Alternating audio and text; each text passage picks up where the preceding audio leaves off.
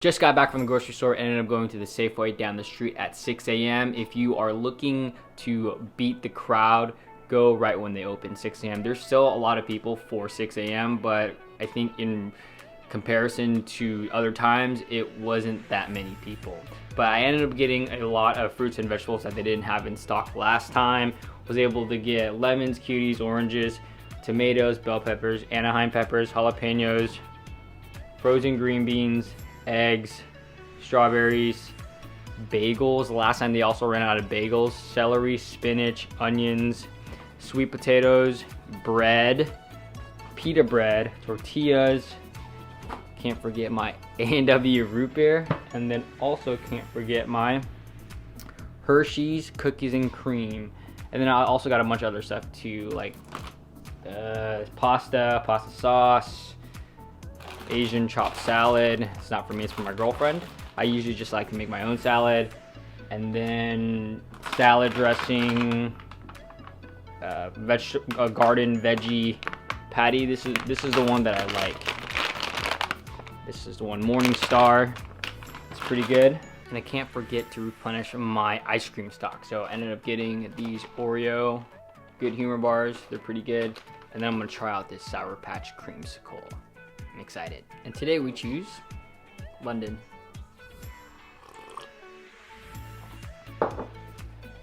And I made the mistake of getting the original flavor versus the one I usually get. So, oops. And I am currently watching Pokemon Mewtwo Strikes Back, the new one on Netflix, the reanimated one, where the animation's like 3D, so it looks a little weird.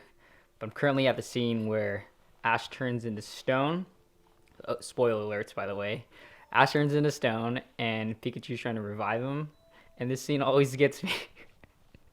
And Ash is turned into stone, and Pikachu is trying to electric shock him alive, and then now everyone's crying, and then all the tears are going into Ash, and I think it's gonna revive him. Yeah, it's gonna revive him. Actually, the first original one, it's a little bit different. If any of you remember the original Pokemon first movie with Mewtwo, and it's like the same scene, and it's super sad, and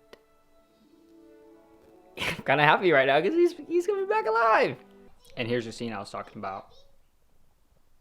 Tell me this isn't super sad. Tell me you didn't cry. Tell me that you are currently not feeling some feels. Tell me. See, this is where he's like, Ash, you turned into stone. Are you okay? Are you okay? And then right there, right here. Oh, right there. Hits the heart, and he keeps going. He keeps going. He's not gonna give up. And then you know what happened because I just told you in the clip before this. So I'm currently editing some YouTube videos, and I thought this would be a good time to show you all my setup, my cadence, the equipment that I use, the software that I use, and just how I am currently doing YouTube. So maybe if you have some tricks and tips that could help me, feel free to shoot them down in the comment. Or if you are thinking about starting your own channel, this also may help you as well. As far as my camera setup, I'm actually using a Canon M50 to shoot all my YouTube videos. I believe you can get one off of Amazon for about $599. It comes with the body and the lens. I also bought a mic that you can stick on top of it, which is right here. It's a VideoMic Go, and then I also put a dead cat or a wind muff on it as well. And then currently right now, which you can't see, but it has a Manfrotto tripod. I also have a larger tripod as well. This Geekoda one, I got it off Amazon, and this is really good for, you know, anything that I need that's gonna be taller than 6 inches. So anytime I'm outside, I use this. Anytime I'm shooting my workout videos or my outside videos that I need to be stationary, I use this. This is a really good tripod. And I decided to go with the Canon M50 because at the time that I bought it, I was reading the reviews, I was doing my research on YouTube, and it was just really highly recommended overall. And it's also a budget camera. It's only about $599. Like, yeah, it's still $599, but it's a lot less expensive than a lot of cameras out there. Also, Previously, I was working with a Canon A5000 or 5100. With that camera, there was no mic jack, so it was really hard to get better sound quality, whereas the Canon M50 has a plug where you can just plug in the mic and it'll make the audio sound a lot better. And as far as my computer setup, I'm currently working off of my MacBook Pro, and the editing software I use is Final Cut Pro. It's also super important if you're working off your laptop to get an external hard drive. I'd recommend at least a 1 terabyte, probably 2 or more, just because if you use your laptop's memory, it's gonna fill up super fast, especially with videos. So I got a My Passport WD for a Mac, and you can edit the settings to where when you want to edit your videos and store your videos, it'll work through the Passport instead of your internal hard drive. For YouTube thumbnails, I use Canva. If you're on the laptop, you can go to www.canva.com, or they also have an app too, which is pretty cool, that you can edit your thumbnails. And it's not just thumbnails, but you can do a poster, you can do custom sizes, you can do Facebook, you can do Instagram, you can do pretty much anything. It's a photo editing website. I primarily use it for the YouTube thumbnails, but sometimes I'll use it for if I want to update my YouTube banner. This is where I created my YouTube banner. Also, when you're creating the YouTube thumbnails, it's important to sharpen the image and to increase the saturation. It'll actually look a lot better because the thumbnail so small. Usually people would read it on their phone, so you're able to see the thumbnail more clearly. And then also when you're actually taking a picture for the thumbnail, it's a good idea to move it to, have one side open or the other side open, or it can be like, top here like this or bottom here like this, so that you have enough space so that you can put the title into the thumbnail.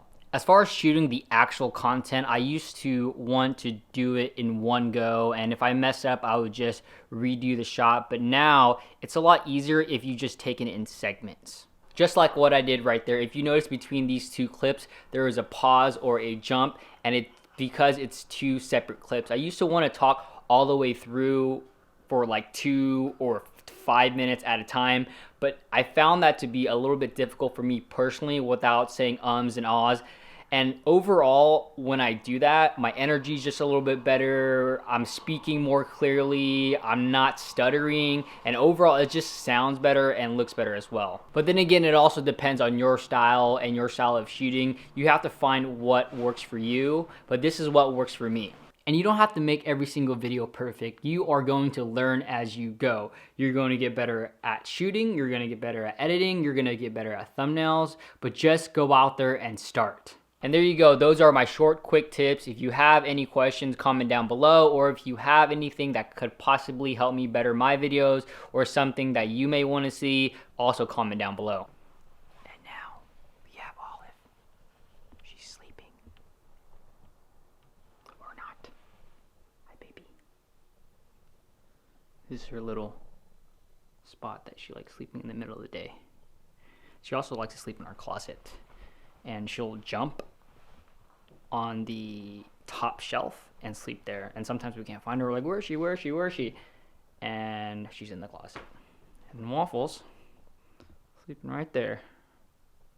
He likes to sleep anywhere, really.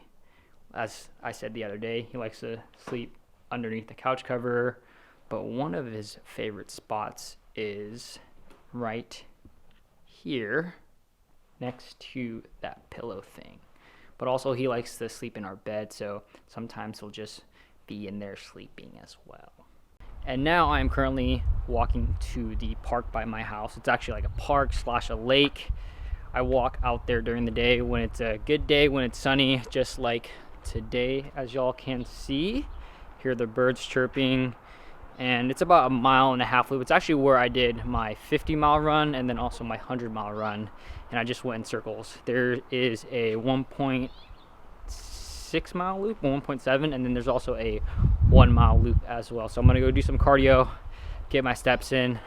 Always get 10K steps in the day, remember that. 10K steps for your heart health. So thanks for watching, hope y'all enjoyed that video. This is actually my first video that's over 10 minutes. So I am pretty proud about that. So if you haven't already subscribed, consider subscribing. And if you like the video, please give it a thumbs up. Other than that, see y'all soon.